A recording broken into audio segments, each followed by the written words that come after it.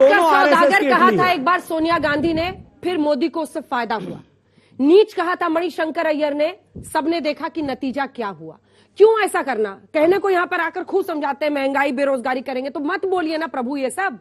क्यों आप इस तरह का अपमान करते हैं जिसको वो गाली को ताली बना लेते हैं?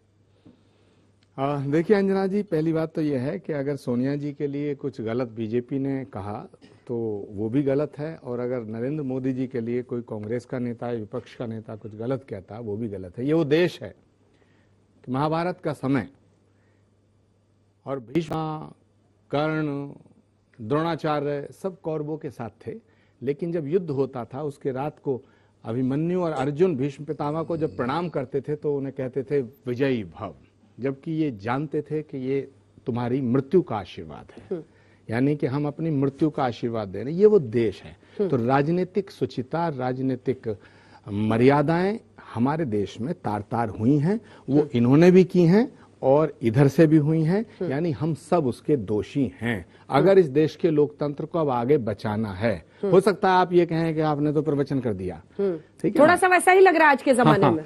लेकिन सच बात यह है कि नरेंद्र मोदी देश के प्रधानमंत्री हैं, और प्रधानमंत्री की शान में कुछ भी अगर गलत कहा जाता है तो पूरे देश का अपमान माना जाता है। राजपूत जी गुस्सा हो रहे होंगे, लेकिन नहीं, क्यों गुस्सा होंगे? ये भी समझ रहे हैं मेरी बात को। हमारी पार्टी का प्रॉब्लम थोड़ा सा ये हो गया है, हमारे यहाँ बड़े भोले लोग हैं और बीजेपी के अंदर बड़े शातिर लोग हैं। ये बात भोलापन तेरा भाग है, हमको सादगी पे तेरी मरते हैं। क्या भोलापन है साहब, आतंकवादियों अपराधियों के साथ खड़े। भोलापन देखिए, कौन भोला लग रहा है आपको? वो वाला भोलापन जिसमें गौतम दास राहुल गांधी बोल दिया गया? नहीं, देखिए मेरी इतनी सरलता, सुगमता, सहजता और से कही गई बात भी जो है उन्हें चुभ गई। तो यही इनकी जो शातिरनेस है वो ये है, और हम भोले लोग हैं। बच्चों ने आपकी इंग्लिश पकड़ ली, बताइए।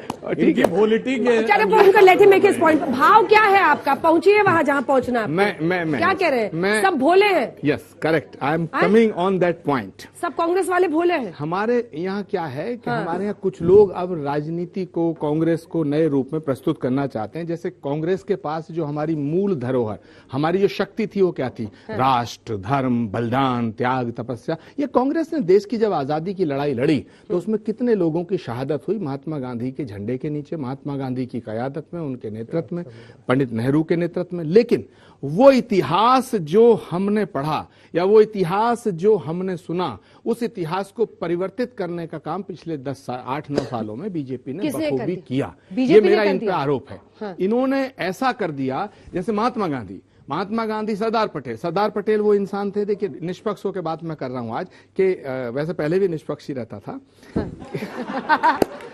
आप वही दोहरा रहे हैं जो हम लोग हम दिखा रहे हैं। मधुसूदन मिस्त्री से लेकर मल्लिकार्जुन खड़गे ने रावण से तुलना की और कैसे उससे कांग्रेस की छवि धूमिल हुई। एक लाइन हो सकता है। भोले लोगों ने ऐसा भोलापन दिखाया। ऐसा नहीं है। हाँ। हमारे यहाँ कुछ ऐसे लोग हैं जो हार्वर्ड से ज्यादा वहां से पढ़ करके आए हैं। उन्हें भारतीय भाषाओं का थोड़ा सा शाब्दिक अर्थों का कम ज्ञान है। मुझे समझ नहीं आ रहा, आप कटाक्ष कर रहे हैं, आप उनको कटघरे में खड़ा कर रहे हैं या बड़ाई कर रहे हैं? सुरेंद्र राजपूत जी उसका जवाब देंगे। हाँ, तो वो क्या करते हैं? नहीं, वो क्या करते हैं कि वो बात ऐसी कहते हैं जो देखने में मोदी जी के खिलाफ लगती है।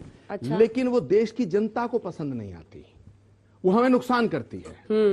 और हम ऐसे लोगों की जमात से घिर चुके हैं। अब ये बात सुरेंद्र राजपूत जी नहीं कहेंगे क्योंकि ये राष्ट्रीय अधिकृत प्रवक्ता। आपने भी बोलकर भारी मुसीबत मोल ले ली है। मेरे गले में कई जिंदा सांप पहले से ही पड़े हैं, मुझे उसकी कोई चिंता नहीं है। जिंदा सांप पड़े गले में? लेकिन क्योंकि सच बोलना मना है। हमारी कांग्रेस पार्टी में कुछ नए हेडमास्टर आए हैं, वो सबको जो है वो सिखाते पढ़ाते हैं। और कांग्रेस पार्टी जो है, जो एक मध्यम मार्गी पार्टी थी, जो ना राइट विंग की तरफ थी ना लेफ्ट विंग की तरफ थी, वो मध्यम मार्गी पार्टी थी। हिंदुओं का भी सम्मान, मुसलमानों का भी सम्मान, सर्वधर्म समभाव, वसुधैव कुटुंबकम, विश्व बंधुत्व की अवधारणा और धारणा को लेके चलती थी। लेकिन वो पार्टी अब धीरे धीरे मैंने पहली बार माथे पर लकीरें देख ली इनके।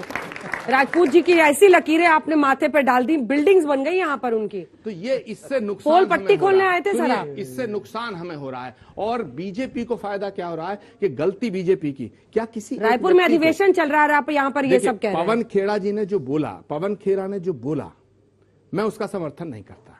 फिर उन्होंने खुद कह दिया कि भाई मेरी जबान फिसल गई, स्लिप ऑफ टंग, ठीक है। पर एक इस बात के लिए हवाई जहाज में चढ़ करके एक आदमी को पकड़ के उतारना, ये कौन सी लोकतंत्र की पहचान है भाई? ये भी अति सर्वत्र वर्जयेत। और जब ऐसा शुरू होता है ना, तो किसी के साथ भी हो सकता है।